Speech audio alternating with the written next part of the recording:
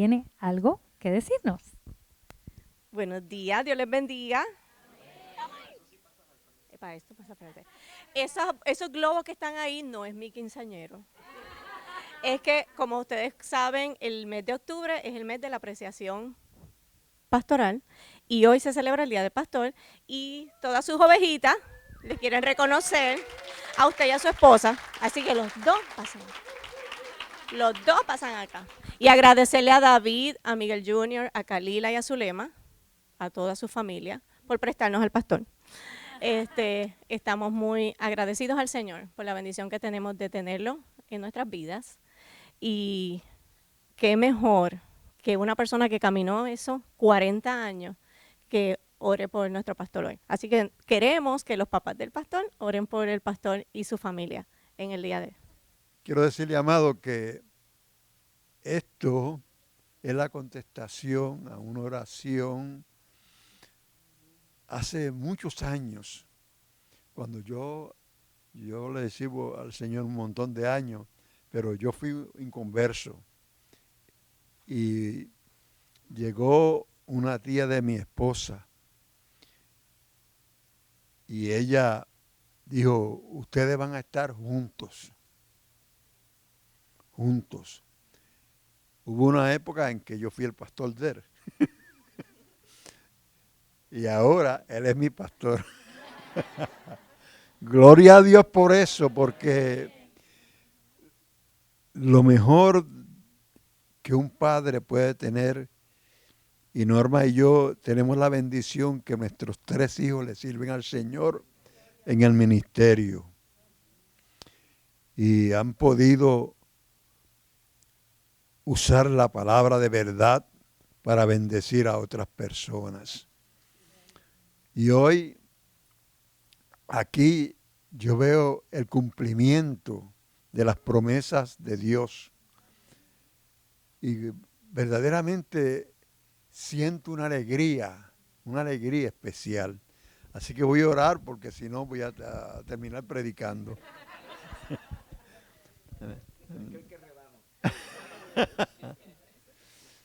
Señálelos a ellos, señálelos.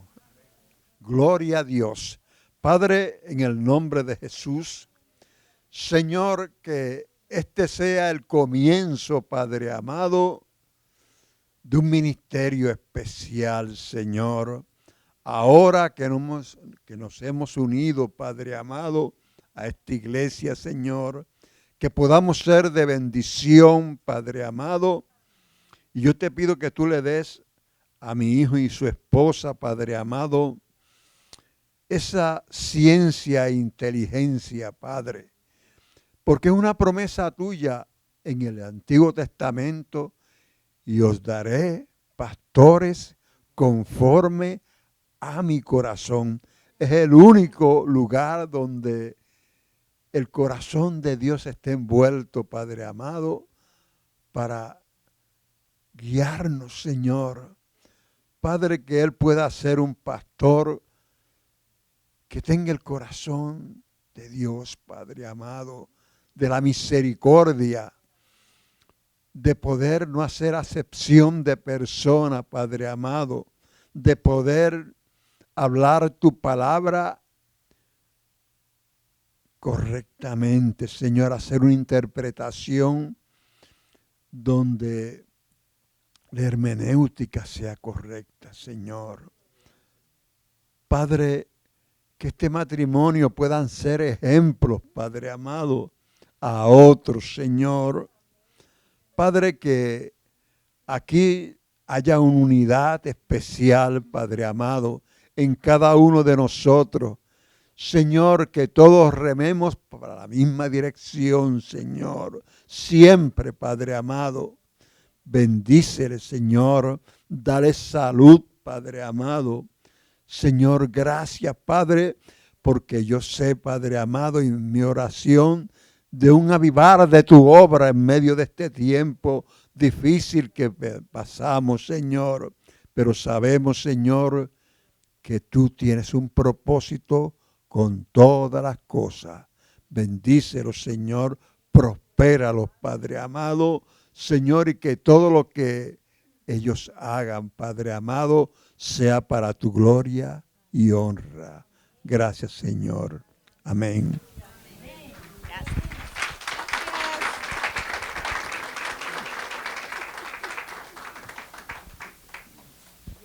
Pastor, esto es de parte de su iglesia, de toda su iglesia. Esto es de parte de alguien especial.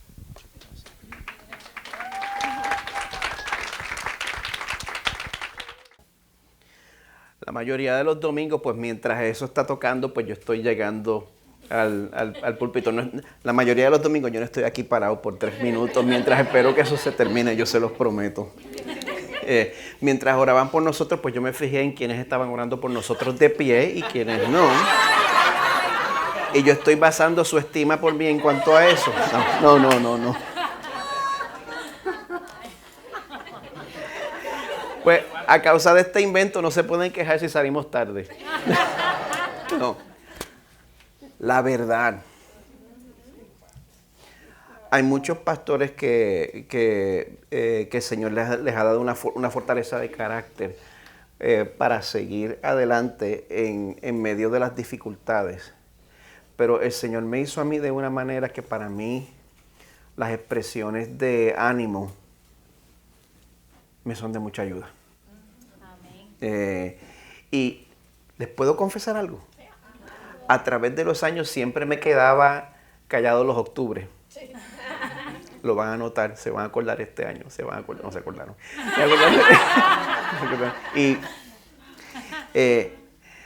Pero si el Señor me hizo a mí de una manera en que las palabras de ánimo hacen diferencia para mí, pues no hay nada malo con que yo admita que de verdad esto me ministra y les doy las gracias por esta muestra de apoyo. Amén.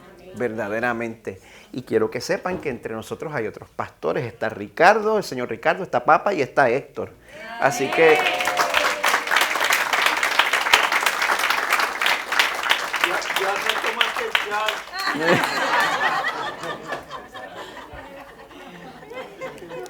Bueno, buenos días a todos.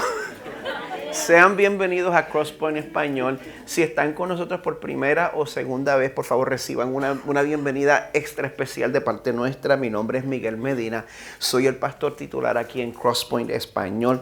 Espero tener tiempo para poder hablar y saludarle más, personalmente después del servicio, aunque lo puedo hacer brevemente durante el saludo. Bueno, esta mañana tengo el privilegio de compartir la palabra de Dios con ustedes, continuando nuestra serie titulada 12. El nombre de esta serie pues se refiere a los libros de los 12 profetas, conocidos como los profetas menores del Antiguo Testamento.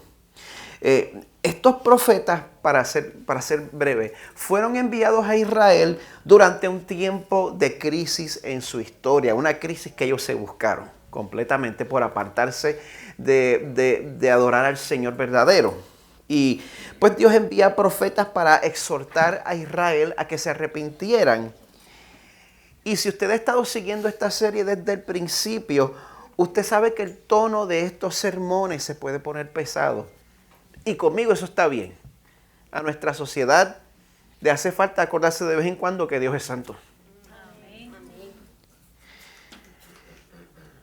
Sin embargo, yo creo que el tema de hoy nos va a mostrar el otro lado de la moneda. Hoy vamos a ver un Dios que está tan lleno de misericordia que nos incomoda, que no nos gusta. Vamos a ver un Dios que ama y salva de una manera tan indiscriminada que nuestra... ¿Eso es una palabra de verdad? Bueno.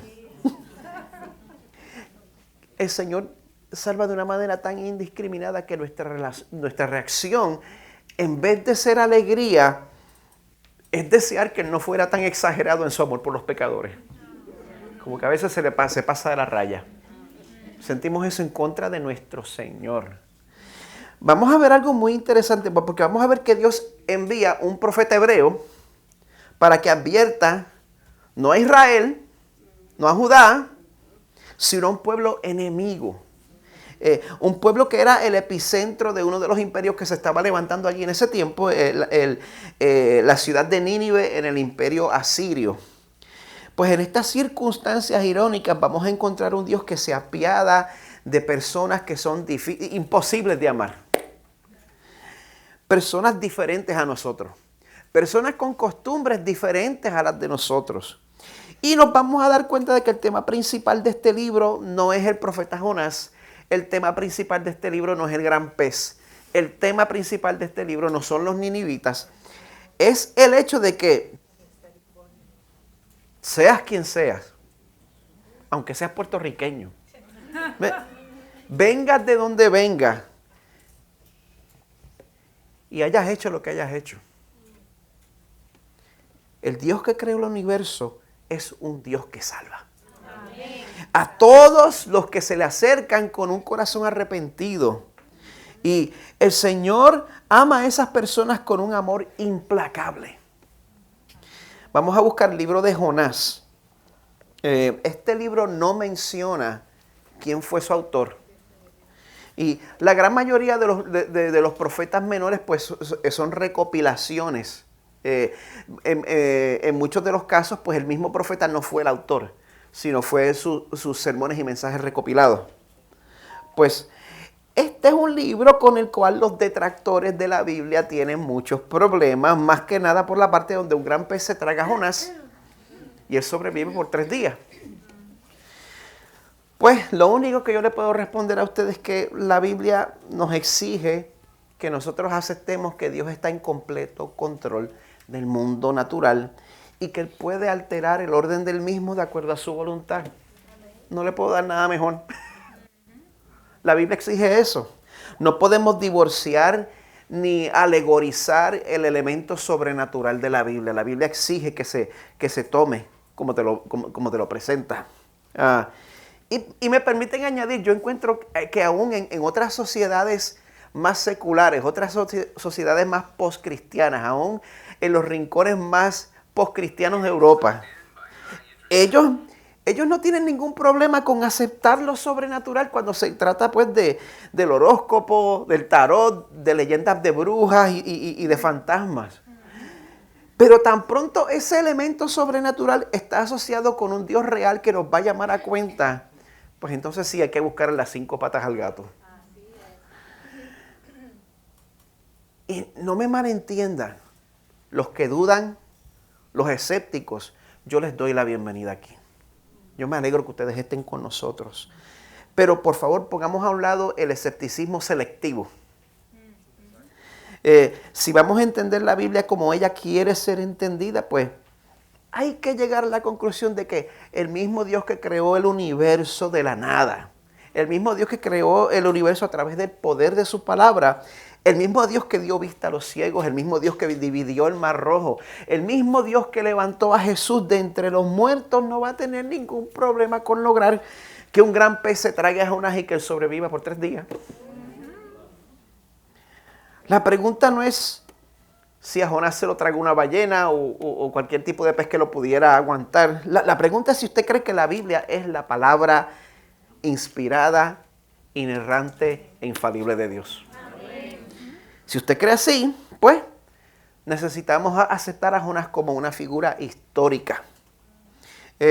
Vemos que la vida de Jonás coincidió con la vida del rey Jeroboam II, uno de los reyes malvados de Israel, lo cual pone su ministerio más o menos ese periodo de tiempo. En Segunda de Reyes se habla sobre Jonás. Dice que Jonás había profetizado al rey Jeroboam II que Dios iba a restaurar las fronteras que Israel había perdido. Así que podemos deducir que Jonás era un hebreo patriota, nacionalista. Y otro detalle muy importante es que en Mateo 12 Jesús afirma que Jonás existió. Y también afirma que Jonás estuvo en el vientre del pez por 3 días. O sea, que si Jonás no existe, si Jonás es un personaje alegórico, pues Jesús es mentiroso y no tenemos que estar aquí. Nos queda como un mes de calor, podemos ir a la playa el próximo domingo, no pierde el tiempo aquí. Pero si Jonás es real y Jesús está diciendo la verdad, pues Jonás sí existió. Y entonces la ciudad de Nínive que se menciona aquí hoy en día se encuentra cerca de la ciudad de Mosul, en Irak. Jonás tenía buena razón para resentir a los ninivitas. Ellos eran crueles.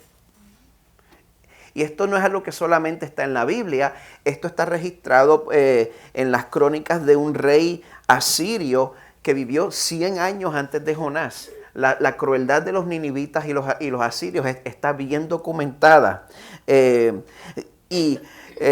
Usted puede buscar cuando tenga tiempo en las crónicas de Asurnasirpal II.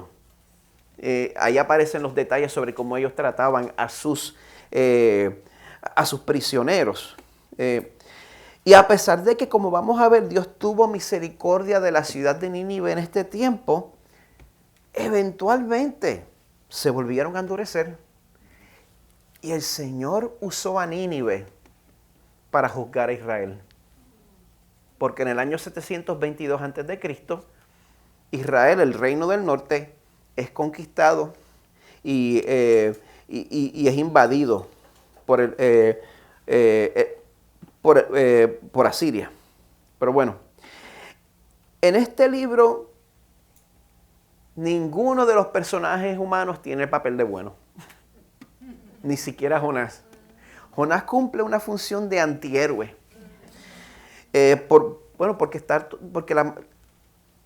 A través de la mayoría de este libro, él está revelado en contra de lo que el Señor le pide. Pero eso no es lo que se roba el show en este libro. En este libro lo que se roba el show es ver, número uno, que Dios está en control del mundo natural. Se roba el show ver lo cabezón que es el ser humano, la rebelión inútil del ser humano, y se roba el show también ver que de tal manera amó Dios al mundo, al cosmos.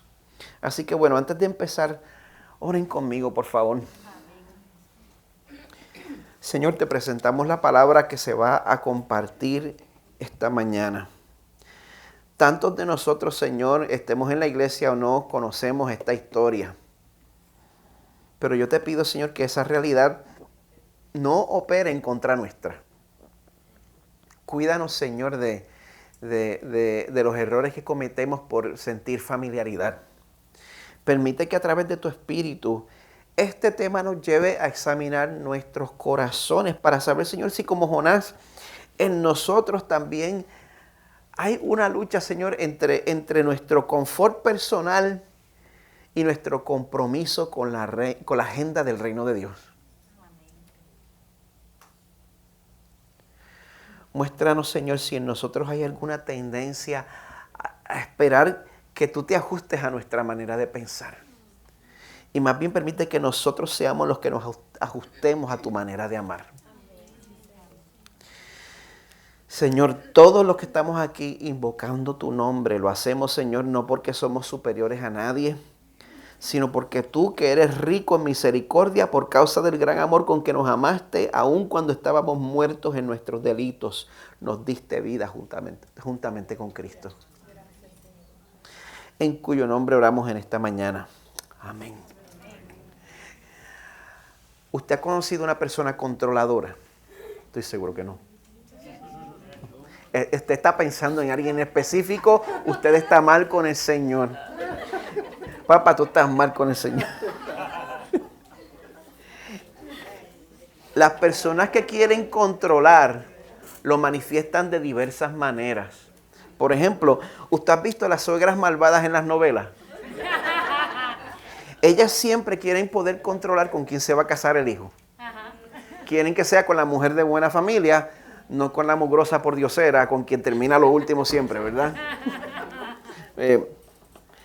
De esa misma manera, los padres jóvenes quieren controlar lo rápido que crecen sus hijos. Yo lo veo en las redes sociales, yo veo la foto y la dedicatoria que siempre dices, ay, ya no crezcas más, quédate bebé siempre. Yo lo he visto. Yo, en cambio, yo no exijo esas cosas, yo soy un hombre sencillo. Yo no pido mucho. Lo único que yo deseo es poder cambiar la realidad de que en un par de semanas, a principios de noviembre, van a volver a hacer el dichoso cambio de hora. Eso es lo único que yo quisiera controlar. Y aunque el cambio que viene es el bueno, el cambio donde dormimos una hora más, Mire, yo preferiría no añadir esa hora extra de sueño a tener que volverla a perder en marzo. Cuando nos la vuelvan a quitar. A mí siempre me deja exhausto, siempre me deja como que fuera de sincronización como por 3 meses. ¿Soy yo nada más? ¿O hay otro más aquí que esté viejo como yo? Dígame. Gracias, qué bueno oír más de un amén. Ese es mi único y sincero deseo. Pero por más que yo quiera eso, si yo no soy parte de la legislatura del estado de la Florida, pues no hay nada que yo pueda hacer. Porque ellos son los que deciden si lo vamos a hacer o no. Y mis deseos, por intensos que sean, por sinceros que sean, no van a cambiar la realidad porque yo no soy parte del proceso de la toma de decisiones. Así que bueno, por más que esa práctica, que en mi opinión no tiene ni patas ni cabeza, por más que sea así, hasta que la legislatura vuelva en sí y le dé la gana de cambiar esa práctica, pues mejor que yo me resigne. ¿Qué vamos a hacer? Pues el profeta Jonás también tenía un sueño imposible. Él deseaba que Dios limitara su regalo de salvación al grupo de personas que él consideraba que se los merecían. Eso es lo que quería hacer Jonás. ¿Y cómo se pueden imaginar? Pues los asirios y los ninivitas pues no eran parte de ese grupo. Este libro nos presenta a un Dios que es difícil de aceptar para un moralista religioso. Porque este es un Dios que anda suelto, salvando pecadores que no se lo merecen y no nos está consultando a nosotros en el asunto. Qué fresco, ¿verdad? Así es como lo tratamos. Y entonces el problema principal es que este plan de Dios es imparable. No hay nada que podamos hacer para evitarlo. Por eso nosotros vamos a aprender que, bueno, si no te gustan los planes de Dios y crees que Él solo debe salvar a los que son por parte de ese grupo que es de tu preferencia, pues mira, en vez de tratar de controlar a Dios, es mejor que tú te acostumbres a la misericordia escandalosa de Dios. La misericordia de Dios te va a escandalizar. Si alguien va a tener que cambiar de parecer, no va a ser Dios, vas a ser tú.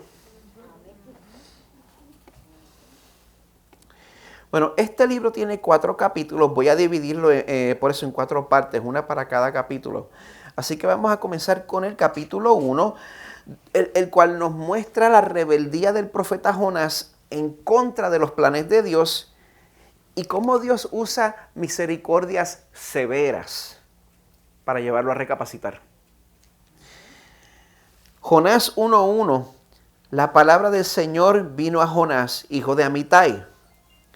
Levántate, ve a Nínive, la gran ciudad, y proclama contra ella, porque su maldad ha subido hasta mí. Jonás se levantó, pero para huir a Tarsis, lejos de la presencia del Señor. Y descendiendo a Jope, encontró un barco que iba a Tarsis, pagó el pasaje y entró en él para ir con ellos a Tarsis, lejos de la presencia del Señor. Se me dio el barco, eso tiene que ser que el Señor está del lado mío, porque todas las cosas me están cayendo donde van. Me estoy adelantando. Como les dije, a la luz de la maldad y la crueldad de los ninivitas, uno puede comprender la resistencia de Jonás. Cuando hace casi 20 años, cuando yo veía los videos de los insurgentes en Irak y los videos de ISIS, y yo veía cómo ellos ejecutaban a sus víctimas a sangre fría, yo no sentía misericordia para con ellos. Yo quería juicio para ellos. Ahora, imagínense que el Señor me hubiera mandado a mí, entonces, en medio de todo eso, a predicarles a ellos. Eso no habría estado cerca de mi corazón. Yo no habría sentido una carga por Irak. Para entonces, si le voy a ser sincero. Ahora, imagínese usted que el Señor le envíe a usted a predicarle a la persona que más daño le ha hecho y no se ha arrepentido.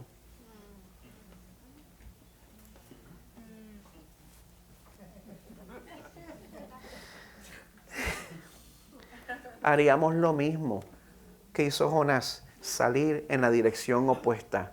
De Israel, el Señor manda a Jonás en dirección este, hacia Babilonia, y él agarra para Tarsis, que se cree que es en el sur de España.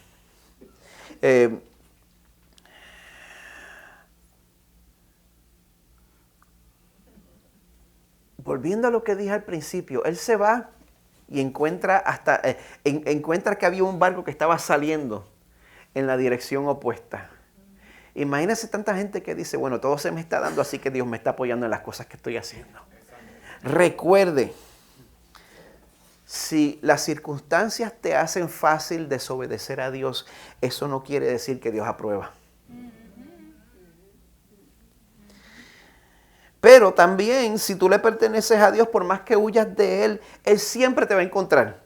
Él siempre te va a encontrar a ti y siempre va a encontrar esa área de tu corazón que tú no le quieres ceder y sabes que te la va a exigir.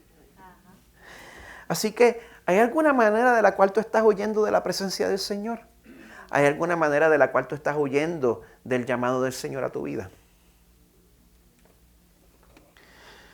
Cuando nosotros respondemos con rebelión, experimentamos la oposición de Dios. Cuando un hijo de Dios se le revela, Dios se le opone. Verso 4. El Señor desató sobre el mar un fuerte viento. Para que veas lo mucho que te estaba ayudando, Jonás. Verso 5. Los marineros, personas experimentadas en medio de tormentas, tuvieron miedo y cada uno clamaba a su Dios. O sea que Jonás estaba atrapado en medio de la situación de la cual él estaba huyendo. Él estaba en medio de extranjeros paganos en esa tormenta. Y bueno, si tú eres hijo de Dios, cuando tú peques en contra de Él, tú puedes contar con que tu rebeldía te va a afectar a ti y la gente que está a tu alrededor. Pero en medio de esto, dice el resto del verso 5, Jonás había bajado a la bodega del barco, se había acostado y dormía profundamente. El capitán se le acercó y le dijo, ¿cómo es que estás durmiendo? Levántate, invoca a tu Dios. Quizás tu Dios piense en nosotros y no pereceremos. Tiene que ser un pagano el que llame al profeta de Dios a interceder por la situación. Y así, de esa misma manera, el mundo está pasando por muchas tormentas por las cuales necesita nuestra ayuda. Pero ese dolor pasa inadvertido a gran parte de la iglesia. ¿Por qué? Porque estamos dormidos en la bodega del barco, distraídos con otros asuntos que no importan. ¿Qué nos distrae? El 95% del tiempo es la política. Vuelva el domingo que viene, por favor. Bueno, Jonás aquí se ve acorralado. En el verso 7, los marineros dicen, vengan, echemos suertes para saber por causa de quién nos ha venido esta calamidad. Echaron suertes y cayó la suerte sobre Jonás. Esa suerte es Dios mismo acorralando a Jonás, el que está en control de cada molécula que opera en este universo. Entonces le dijeron, decláranos ahora por causa de quién nos ha venido esta calamidad. Pues, ahí él le responde, soy hebreo, yo temo al Señor Dios del cielo, que hizo el mar y la tierra. Y cuando usted esté metido en problemas y se identifique, no diga que va a Crosspoint Español.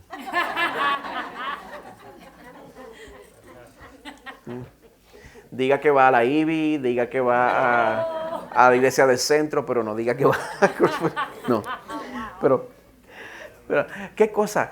Los cristianos se meten en problemas y rápido dicen, yo soy cristiano. Y el guardia le da el ticket como quiera. Pero algo bien interesante es que cuando Jonás se identifica, lo primero que él identifica es su nacionalidad. Para él es más importante decir que es hebreo que decir que él teme al Señor de los cielos. ¿En qué está basada tu identidad? ¿En tu nacionalidad? ¿En tu partido político? ¿En la tribu doctrinal a la cual perteneces? ¿En qué está basada tu identidad? Eres más ciudadano de Puerto Rico, eres más ciudadano de Venezuela, eres más ciudadano de Colombia que del reino de Dios. Esas cosas nublan nuestra visión y es increíble, uno se entumece espiritualmente y aquí una vez más los marineros tenían más sensibilidad espiritual que Jonás. Ellos sabían, dice el verso 10, que huía de la presencia del Señor. Y en el verso 11 le preguntaron, ¿qué haremos contigo para que el mar se calme alrededor nuestro? Pues, ve aquí el paralelo entre Jonás y Jesús. Jonás le responde en el verso 12, tómenme y láncenme al mar. El mar se calmará alrededor de ustedes, pues yo sé que por mi causa ha venido esta gran tempestad sobre ustedes. Y quizás los motivos de Jonás eran mixtos. Quizás en verdad prefería suicidarse a tener que predicarle a los ninivitas.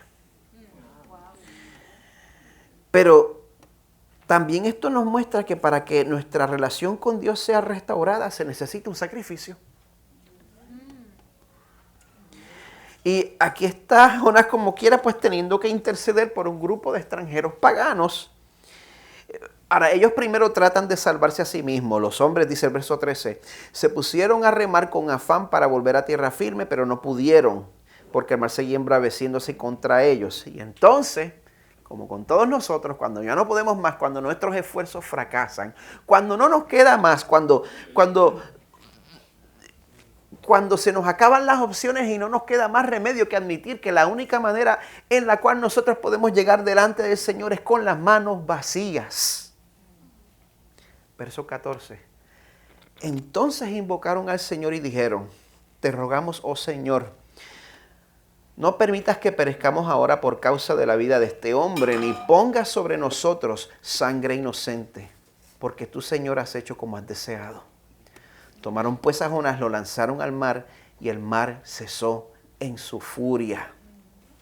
Entonces dice el verso 16 que aquellos hombres temieron en gran manera al Señor, ofrecieron un sacrificio al Señor y le hicieron votos.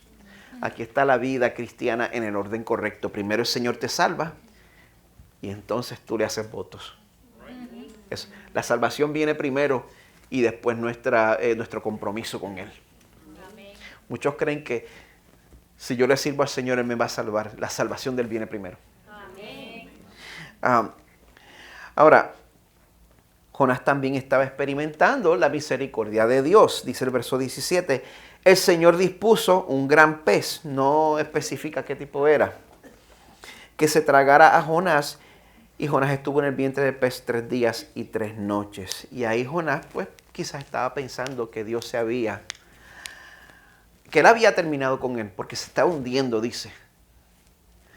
Pero, como les dije, aquí Dios altera el orden de la naturaleza y prepara un submarino natural.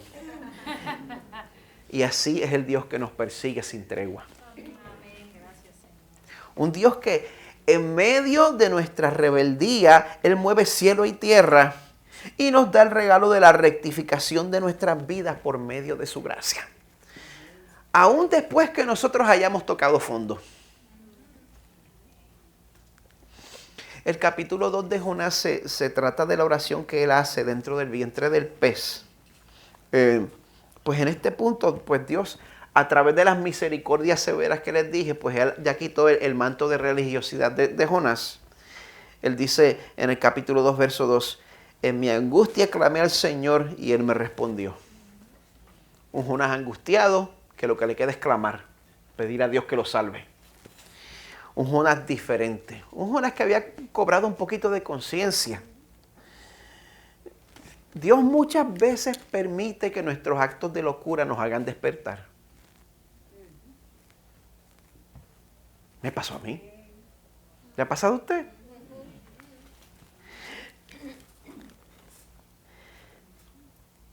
Entonces, en medio de la situación que nosotros creamos, nosotros aún entonces podemos descubrir el propósito que Dios tiene para nosotros primero, cuando nosotros admitimos que esa situación que estamos pasando, aunque sea culpa mía, en último análisis ha sido diseñado por Dios para no dejarnos más remedio que acudir a Él. Me da dolor de cabeza pensarlo. Pero aún el momento de mayor desobediencia en mi vida, que es mi culpa, no es culpa del Señor, también fue un diseño del Señor para llevarme a mí a un punto en el cual no me quedaba más remedio que mirar para arriba y decir, Señor, ayúdame y sálvame. En el verso 3, pues Jonás reconoce que Dios mismo estaba detrás de esa situación. Él le dice, me habías echado a lo profundo. No culpa a los marineros.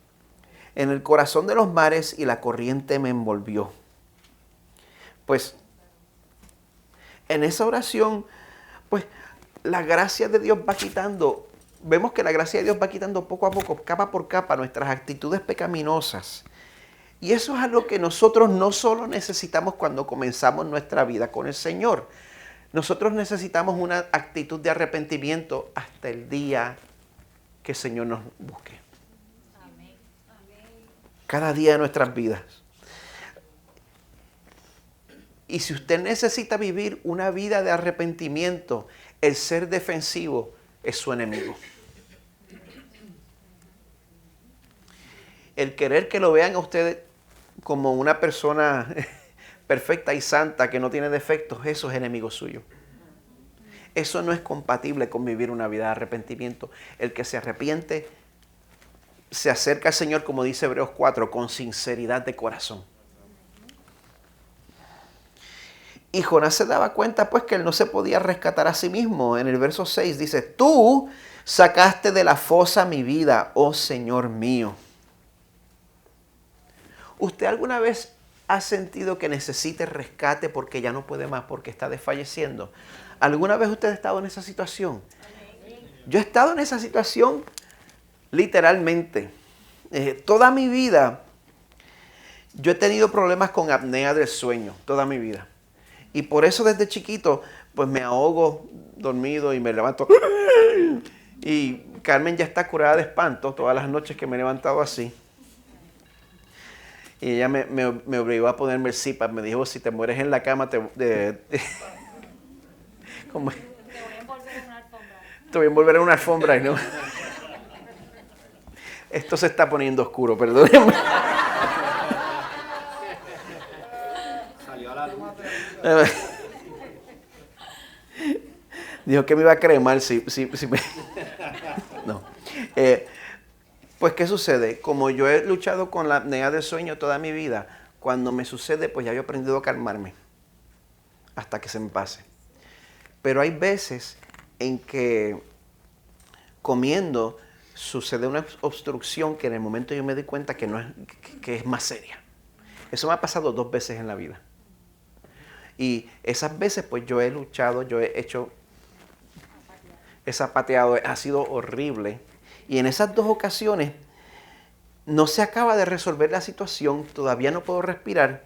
Y una vez en específico, después de desesperarme y patalear, todavía ahogándome, pues yo llegué a un punto donde dejé de luchar y acepté lo que venía. Y entonces ahí me desatoré.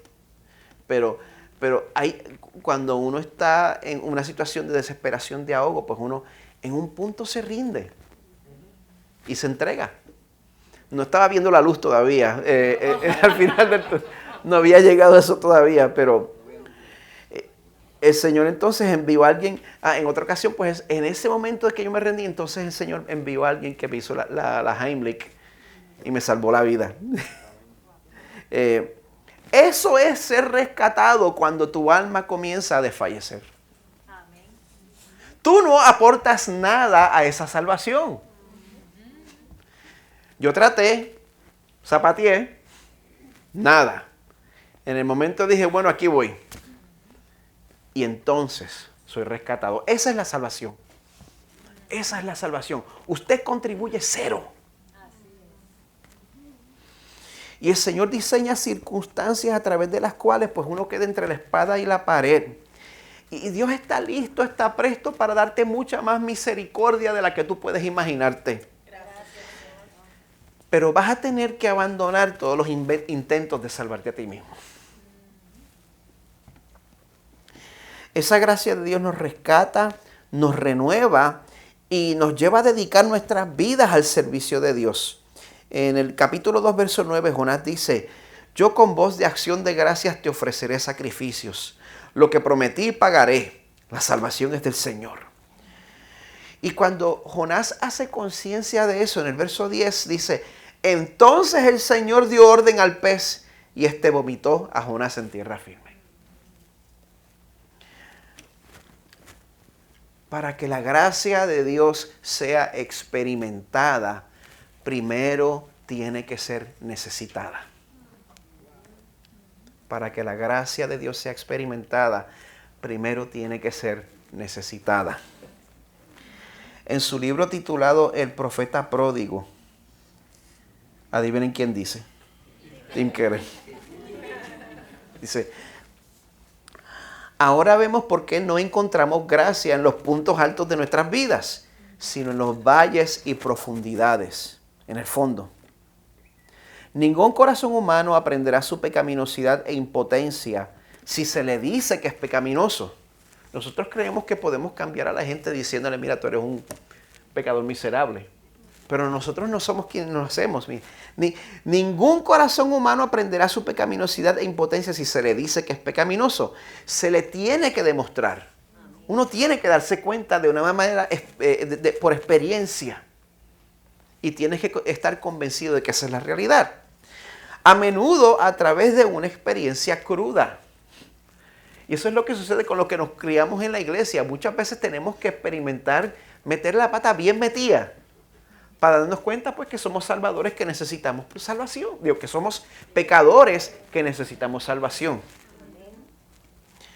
Ningún corazón humano se atreverá a creer en una gracia tan gratuita y costosa, a menos que sea la única esperanza, a menos que sea la única opción que tiene.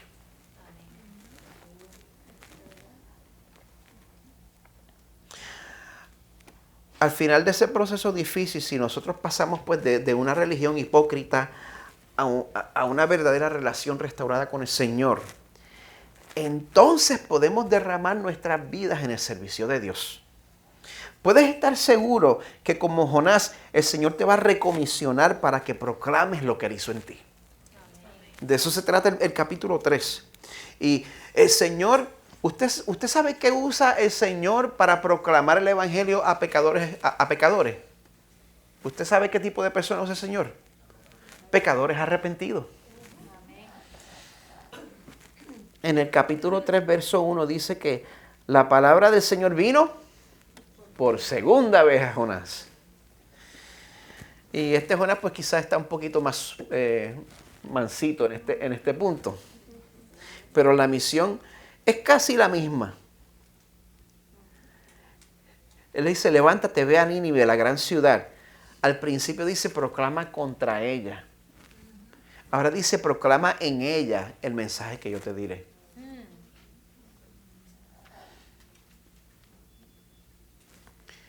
Una vez más, Dios quiere alcanzar a los ninivitas. ¿Le sorprende eso? Que Dios quiera alcanzar a los pecadores que no se lo merecen. ¿Cuántas veces nosotros pensamos, qué pantalones, tú vives la vida como te da la gana y entonces a lo último dices, yo recibo al Señor y Dios te va a salvar? Y si Él quiere,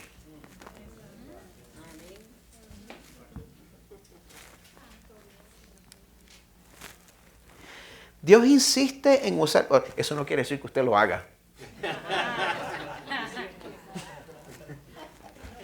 Dios insiste en usar personas que son un desastre. Mira a su izquierda. Esa persona es un desastre. Mira a la derecha. Esa persona es un desastre. Detrás de ustedes, un desastre. Miren a su pastor. Un desastre. Yo soy un desastre en necesidad de la gracia del Señor. Pero Dios restaura al ministerio a los que se arrepienten de verdad. ¿Vieron eso? Es por eso que el arrepentimiento verdadero se tiene que convertir en la parte de la vida del creyente. Dios nos concede gracia y entonces nosotros tenemos el privilegio de mostrar esa gracia que el Señor nos ha dado a nosotros. Y vemos aquí que el poder de Dios para salvar no se encuentra en el mensajero, sino en el mensaje. Jonás 3:3. Jonás se levantó y fue a Nínive conforme a la palabra del Señor. Así que, ¿con qué mensaje es que Dios quiere salvar a un pueblo pagano y enemigo que no le conoce? Un mensaje diplomático, un mensaje elaborado, con muchas ilustraciones como hago yo. 3:4.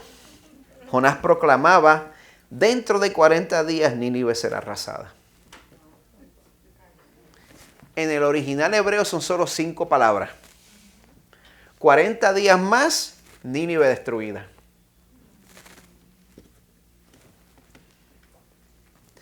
Yo no sé si Jonás dio una versión condensada del mensaje porque no le caían bien los ninivitas. No sé. Pero no importa que prediquemos 5 palabras, 50 palabras, 500 palabras, 5000 palabras, con tal de que las palabras que prediquemos sean el mensaje de Dios.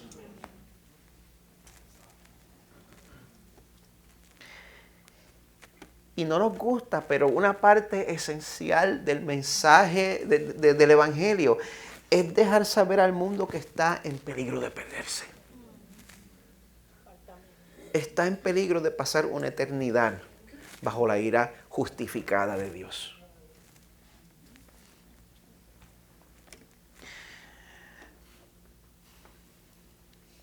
Y cuando nosotros somos fieles para anunciar el contenido del mensaje que Dios nos ha dado, pues ya hemos salvado nuestra responsabilidad y queda en manos de Dios decidir cuál es el resultado del mensaje.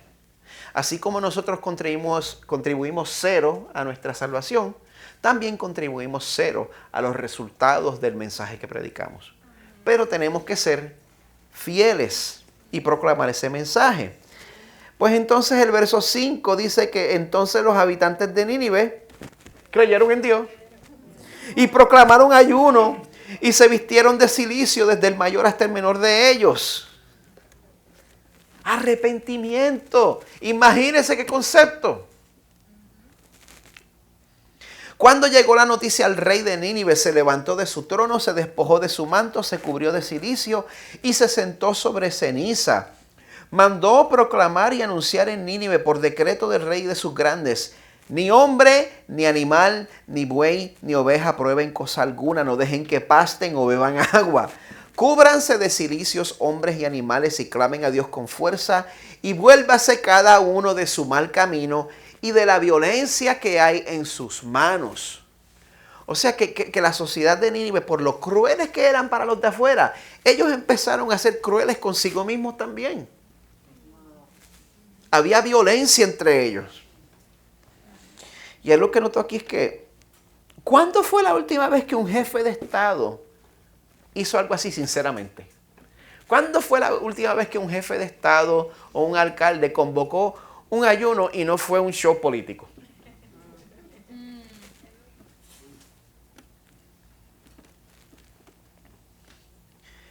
Tanto el rey como el pueblo comenzaron a comportarse como si estuvieran en un luto nacional. Y el rey manda a que hasta dejaran de alimentar al ganado para que también se pusieran a clamar. ¿Usted se imagina el clamor de un pueblo entero y el ganado?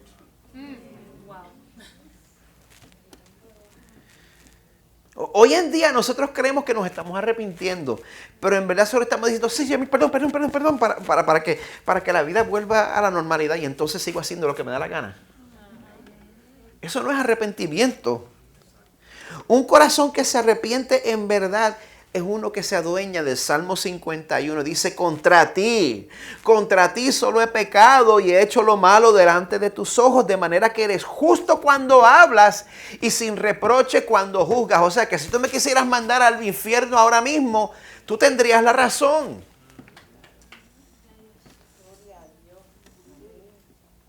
El verdadero arrepentimiento no busca excusas, no exige. Reconoce el mal que ha hecho, se compromete con cambiar, aunque el perdón no sea garantizado.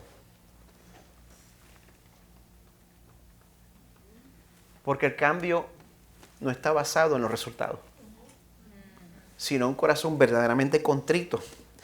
El rey de Nínive no tenía ninguna garantía cuando él convocó al pueblo y les dice en el verso 9, ¿quién sabe? Quizá Dios se vuelva, se arrepienta y aparte el ardor de su ira y no perezcamos. Pero como este es el Dios del Salmo 103, misericordioso y clemente es Jehová, lento para la ira y grande en misericordia, pues la respuesta a Nínive en el verso 10 es que Dios se arrepintió del mal que había dicho que les haría y no lo hizo. No se escandalice por la palabra arrepintió. Eso sencillamente significa que el Señor opera de una manera que nuestras decisiones afectan nuestras vidas. La Biblia afirma la soberanía de Dios y la responsabilidad humana. No dice cómo se reconcilian, pero afirma ambas cosas. Dios es soberano y usted es responsable. Bueno, pues aquí uno esperaría un final feliz, pero el capítulo 4 termina con una reprimenda que Dios le da a Jonás, porque después de todo lo que había pasado, pues todavía le quedaba un poquito de ese nacionalismo sin misericordia. Él decía, primero muerto que ver a Dios salvando a mis enemigos. ¿Hay alguna persona que califique para esa posición en su vida? Primero muerto que tener que compartir el cielo con...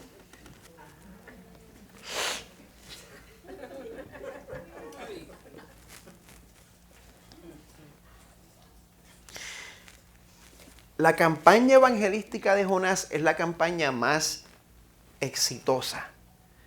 Que ni Luis Palau, ni Gille, ni Billy Graham se le acercaban al éxito. Una ciudad entera se convirtió de verdad. Que no era la gente pasando al frente porque los padres los estaban obligando no.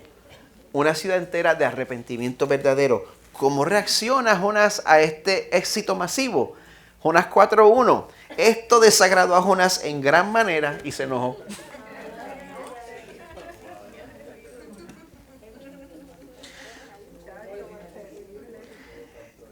En el fondo de su corazón, vemos que Jonás en verdad se estaba sometiendo al mandato de Dios con tal de que las cosas salieran a su manera. Entonces Dios llama a Jonás a capítulo. Jonás decide llamar a Dios a capítulo. Imagínense eso. Verso 2. Oró al Señor. Señor. El original es el nombre propio de Dios. Un judío llamando casualmente a Dios por su nombre. Eso no es usual. Ay, Señor, no era esto lo que yo decía cuando aún estaba en mi tierra. Por eso me anticipé a ir a Tarsis. Porque yo sabía que tú eres un Dios clemente y compasivo, lento para la ira y rico en misericordia y que te arrepientes del mal anunciado. Él no tuvo ningún problema aceptando la misericordia de Dios mientras estaba en el vientre del pez. Pero ahora súbitamente él ve la misericordia de Dios como algo malo, como algo que amenaza su dignidad nacional, como algo que amenaza su país. Esto valía tanto para él que él le dice en el verso 3, ahora, oh Señor, te ruego que me quites la vida porque mejor me es la muerte que la vida.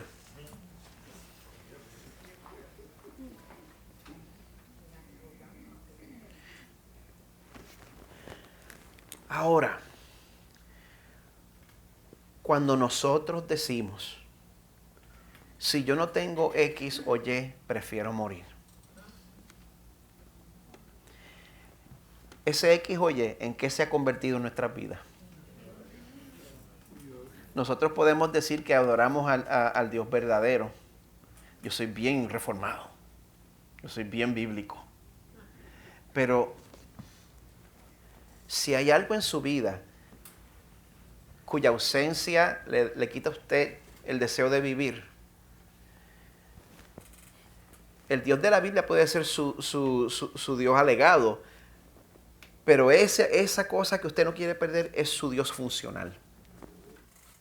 Es el Dios de su corazón. ¿Qué ídolo estás protegiendo?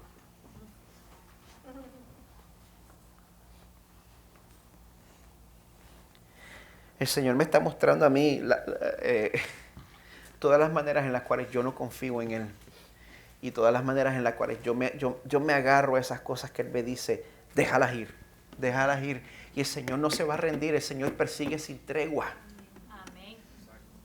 Lo hace conmigo y lo va a hacer contigo, si en verdad eres de Él. Y Jonás aquí, yo especulo, que él creía que no era justo que los asirios recibieran el mismo perdón de él. Él siendo un judío devoto, y que los asirios ahora recibieran la misma salvación que él. Eso no le gustaba a él. Quizá eso significaba que en el fondo de su corazón él no era tan diferente a los asirios, nada. Solo podemos especular, pero a pesar de su actitud irrespetuosa, Dios le responde a Jonás con mansedumbre y le dice que reflexione. Verso 4, ¿tienes acaso razón para enojarte? Y a mí se me rompe la computadora cuando yo tengo que aceptar que la misericordia de Dios es suficientemente grande como para perdonar y salvar eternamente, inclusive a las personas que me han hecho daño. Nosotros queremos amaestrar a Dios, pero usted sirve a un Dios que es suficientemente poderoso como para perdonar y salvar a la persona que más daño le ha hecho a usted. Aún esa persona en la cual está pensando ahora mismo.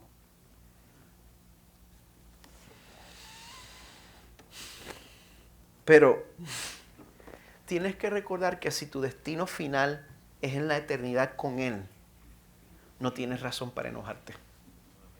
Amén.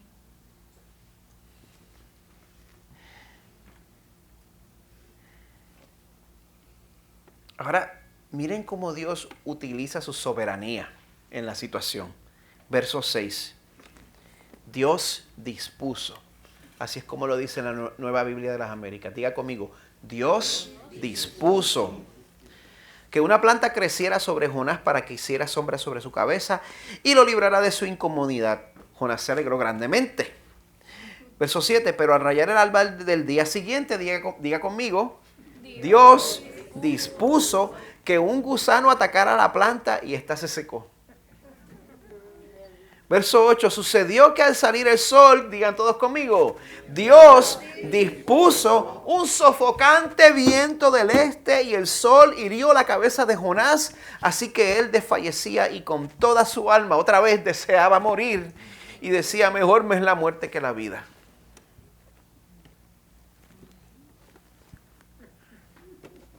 ¿Qué hacemos con este Dios?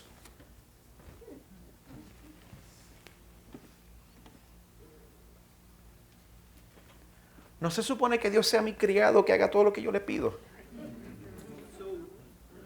¿No se supone que Dios sea mi niño demandado? Que yo digo todo lo puedo en Cristo que me fortalece y todas las cosas salen como yo quiero.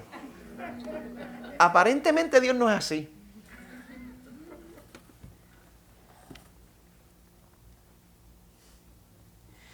Y a pesar de que Jonás estaba en una situación que él se había buscado, pues él insistía en ser espectador de una destrucción que nunca iba a llegar. Aunque le diera insolación, aunque se le reventara la cabeza. Porque más fácil es echarle la culpa a Dios. Pero Dios no va a cambiar ni por mí, ni por ti, ni por nadie. Él no se va a conformar a nuestras expectativas.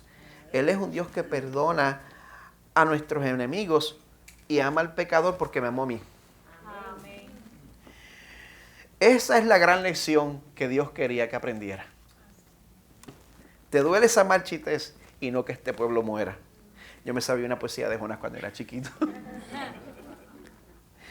Verso 10.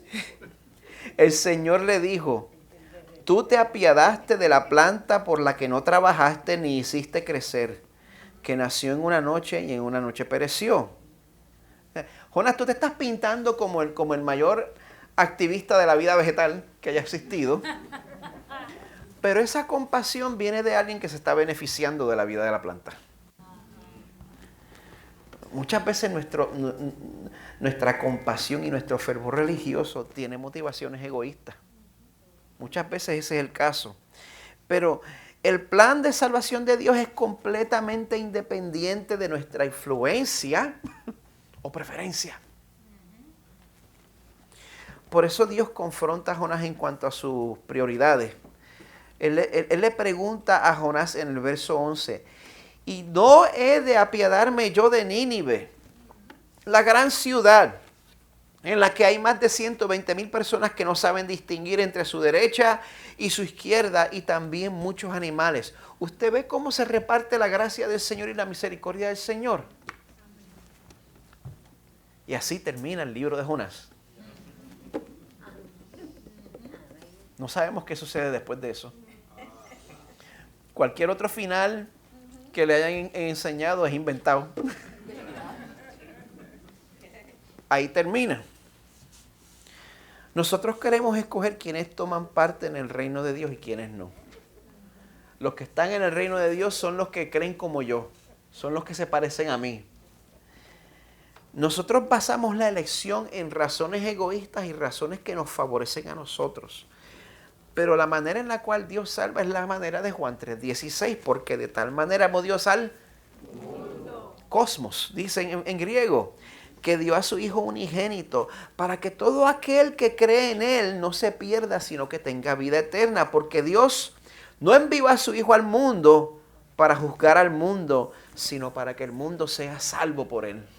Gracias, Señor. La misma misericordia que salva al ninivita es la misma misericordia que te salva a ti.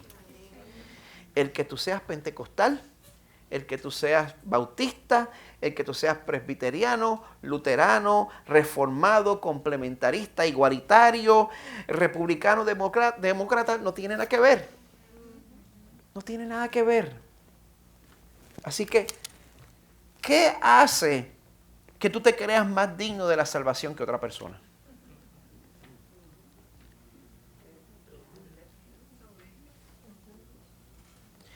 ¿Qué áreas de tu vida son esas áreas en las cuales tú dices, bueno, el Señor me salvó a mí y a este no lo va a salvar porque llena el blanco? Es bueno que nosotros deseemos crecer en santidad, es bueno que nosotros deseemos crecer en conocimiento teológico. Lo que no es correcto es que nosotros impongamos una cultura homogénea basada en apariencias y entonces llamamos eso santidad.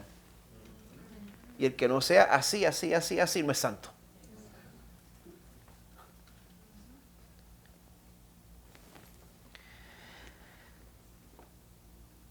Dios está comprometido con mostrarnos que nosotros, la iglesia occidental, nosotros no definimos lo que es la rectitud.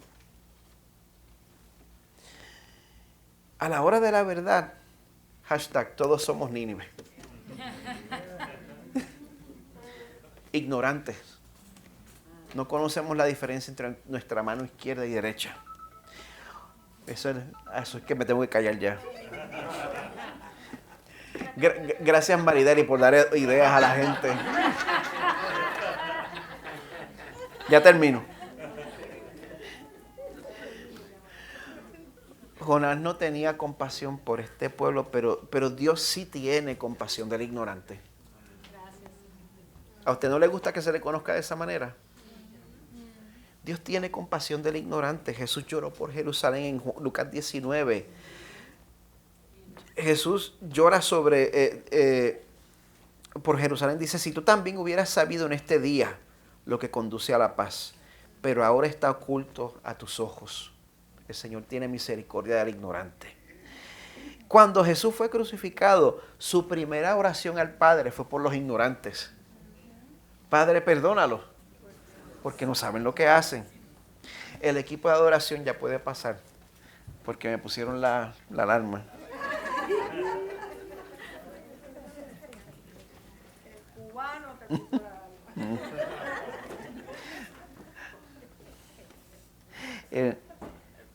Tiene que echarle la culpa cuando lo vea. Y no está hablando de Diego, está hablando de otro. No se escandalice lo que hay en la casa tuya. Bueno, en algún punto tengo que volver a predicar. Dios sí tiene compasión del ignorante. Yo le doy gracias a Dios por eso. Yo me alegro por eso. Y eso quiere decir que nosotros podemos venir a donde el Señor reconociendo que no lo sabemos todo. Reconociendo que necesitamos que Él nos guíe. Y el Señor tiene compasión. Cuando tú te refugias en lo que Jesús ha hecho por ti en la cruz. Y si tú te has refugiado en el sacrificio de Jesús, Jesús te está haciendo esa misma pregunta con la cual cierra el libro de Jonás. Si yo te he mostrado misericordia a ti, ¿no debería mostrársela también a los demás? Amén. ¿O tú eres especial de alguna manera?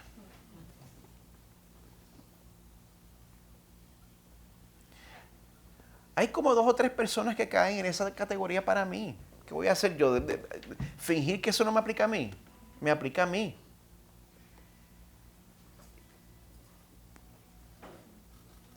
Así que es importante que usted se pregunte.